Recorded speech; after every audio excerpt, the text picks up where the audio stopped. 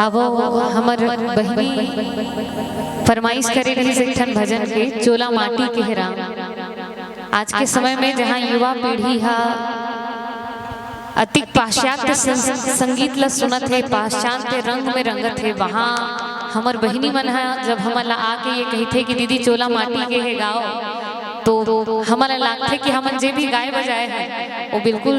पहुँचत है आप तक, और हमार गीत संगीत हा सार्थक हो के हम जे चाहतन वो हम पूरा कर सकत हन, ये हमला लागत है। अब वो बहनी मन एक ठन भजन के फरमाइश करे रही से, और चलो आपके बीच ये रखे के प्रयास।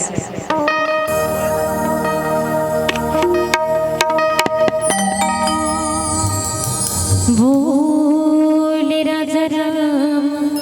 चंद्र की जय, चोला माटी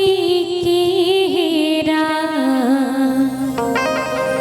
ये करेगा भरोसा भैया माटी के नाम, चोला